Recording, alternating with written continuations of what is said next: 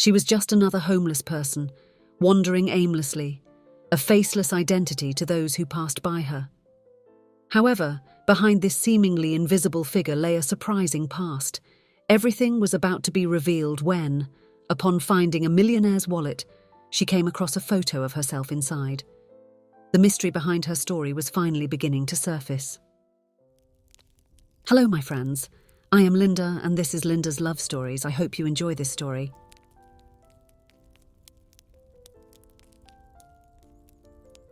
Mary wandered through the streets of downtown, her shuffled steps and lost gaze reflecting the emptiness she felt inside. She didn't know how long she had been living like this, without a home and without memories. To the hurried passers-by, she was just another anonymous homeless person, someone to be avoided or ignored. But Mary wasn't her real name. It was just a nickname given by the local shopkeepers who would occasionally offer her some work in exchange for a meal. She herself couldn't remember what her name was before she got lost on the streets. Her daily routine consisted of wandering aimlessly, looking for odd jobs to get something to eat. Sometimes she would sweep the sidewalk in front of a store. Other times she would carry boxes for a small market. In the late afternoon, she would usually sit on a bench in the central square, watching people hurriedly pass by, returning to their homes and families. That night, Mary had gotten a job washing dishes in a busy restaurant. The smell of pasta and sauces made her stomach growl, but she was content with the leftovers offered to her at the end of the shift. When she finished her shift, Mary went out the back of the establishment to dump the trash in the dumpster. It was then that she spotted an elegant customer leaving the restaurant.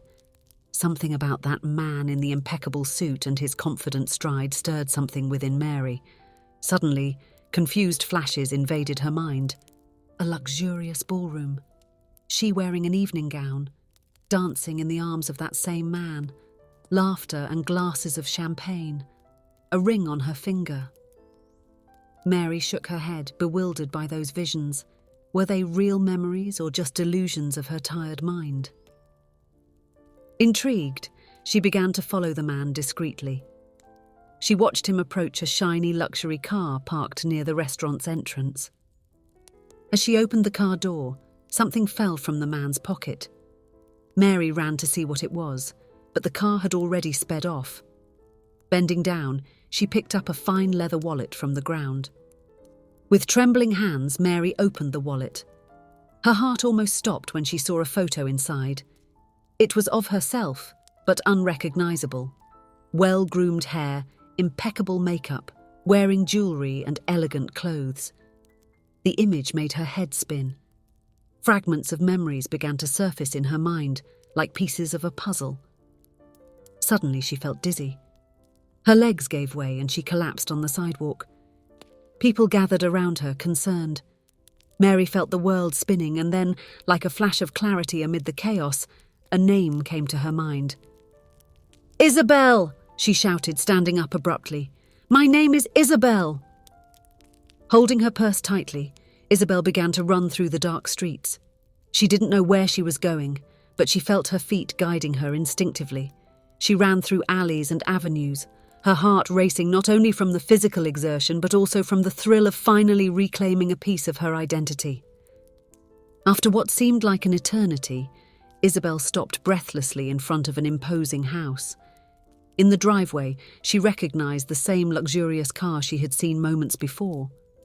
How did she know this was where the man lived? What connection did she have with him? Thousands of questions swirled in her head, but Isabel knew she needed to discover the truth no matter the hour. With her heart pounding, she rang the doorbell. Moments later, the door opened. The man from the restaurant, now in more casual clothes, looked at her with wide eyes of surprise and emotion. "Isabel, my love," he exclaimed, pulling her into a tight embrace. "You've returned." Isabel stood rigid in the arms of the stranger who seemed to know her so well. Her name was real, but everything else was still a mystery. The man, noticing her hesitation, gently stepped back and led her inside the house. "It's me, David," he said in a choked voice. "Your husband." Isabel looked around the luxurious room, noticing the numerous photo frames scattered about. In each of them, she saw herself alongside David, at dinners, trips, and even dressed as a bride. It was surreal to see evidence of a life she couldn't remember. Noticing her discomfort, David guided her to the sofa. "You must be exhausted and confused," he said gently. "Let me get you some water." While David went to the kitchen, Isabel continued to take in the details of the house. Everything there screamed wealth and sophistication, so far removed from the reality of the streets she had known in recent months. When David returned with the water, Isabel drank eagerly, her throat suddenly dry. "What happened to me?" she finally asked, her voice almost a whisper. David sighed heavily, sitting down beside her. "It's a long story, my love. It all started about 6 months ago." He recounted how they were a happy couple, married for several years and finally expecting their first child. Isabel was radiant with the pregnancy, fully dedicated to the preparations for the baby's arrival. "You were 5 months pregnant," David continued, his voice choked with emotion. "That afternoon, you were painting a mural in the baby's room. I had left for a business meeting." Isabel listened intently, trying to connect that story to the woman in the photo, so different from who she was now. David went on, recounting how Isabel had fallen from the stairs while painting. A neighbour heard the noise and called an ambulance. At the hospital, despite the doctor's efforts, the baby did not survive the impact. "You were devastated," David said, tears in his eyes. "Guilt consumed you, even though everyone said it was an accident. They had to medicate you to calm you down." He recounted how Isabel had spiraled into depression after being discharged. She barely ate, couldn't sleep, and refused to talk about the incident. One day, she simply disappeared. "We searched everywhere," David concluded, "but it was as if you had vanished into thin air. I never lost hope of finding you." Isabel listened to everything with a mixture of shock and disbelief. That story seemed to belong to someone else, not her. Still, something in that narrative resonated deep within her being. Noticing her fatigue, David led her to the master bedroom. "Rest a little," he said affectionately. "We'll talk more tomorrow. I'll sleep in the guest room to give you some space." Alone in the vast room, Isabel shyly explored the closet full of fine clothes, the drawers full of jewellery, and the bathroom with expensive beauty products. She took a long shower, feeling the hot water wash away months of dirt and despair. She put on a soft pyjama and lay down on the king-size bed. Despite the comfort, sleep was slow to come. Her mind buzzed with the night's revelations, trying to reconcile the woman in the pictures with the person she had become on the streets. The next morning, Isabel woke up to the aroma of fresh coffee and the distant sound of someone humming. Following the sounds and smells, she went down the stairs to the spacious kitchen. David was there preparing a hearty breakfast. Eggs, bacon, pancakes, fresh fruits, a sight that made Isabel's stomach rumble audibly. He turned when he heard her enter, a warm smile on his face. "Good morning," he said gently. "I hope you managed to get some rest. I made your favourite things for breakfast." Isabel nodded shyly, still uncomfortable with the familiarity David displayed. As they ate in somewhat awkward silence, she couldn't help but notice the adoring look he gave her. After the meal, Isabel decided to explore the house further, hoping that something might trigger her memories. She climbed the stairs, passing through richly decorated rooms. At the end of the hallway, a closed door caught her attention. With her heart racing, she turned the doorknob. The scene that greeted her made her world stop. A still-wrapped crib occupied the centre of the room. Paint cans were scattered across the floor, brushes abandoned as if the work had been interrupted hastily. And on the wall, an unfinished mural showed the sketch of a serene landscape, a flowery meadow under a starlit sky. Suddenly, like a dam breaking, all the memories flooded Isabel's mind. The happiness upon discovering the pregnancy, the nights planning the future with David, the excitement of decorating the baby's room. And then, the fall, the searing pain, the despair in the hospital upon receiving the devastating news. A sob escaped her throat, followed by another and yet another. Soon, Isabel was on the floor, crying uncontrollably. This was how David found her, drawn by the sound of her weeping. "I'm sorry, David," she repeated between sobs. "I'm sorry for what I did to our baby." David knelt beside her, wrapping her in his arms. "Don't say that, my love," he murmured, kissing the top of her head. "It was a terrible accident. No one is to blame."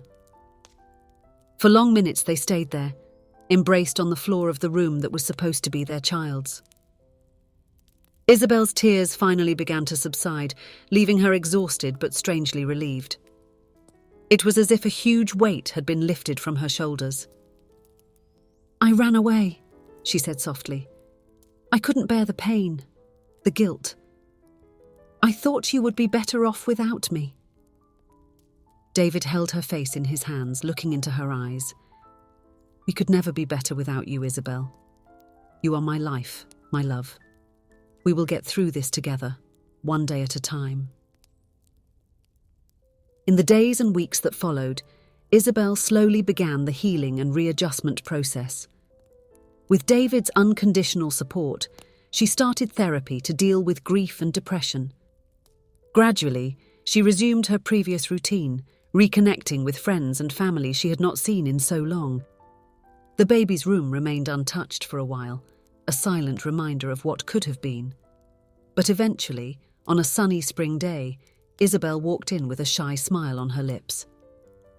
"I think it's time to finish the mural," she said to David. Together they spent the day painting, transforming the wall into a scene of pure magic and serenity. When they finished, they embraced in front of the artwork, tears in their eyes. No longer just of sadness, but also of hope for the future. 2 years had passed since that fateful night when Isabel rediscovered her identity. Life had found a new balance, and although the pain of loss never completely disappeared, she had learned to live with it. On a calm afternoon, Isabel was sitting in the mansion's garden, a hand lovingly resting on her visibly rounded belly. David approached, sitting beside her and intertwining his fingers with hers. "How are my loves?" he asked with a radiant smile. Isabel smiled back, her eyes shining with happiness. "We're doing great. Your son or daughter is particularly active today."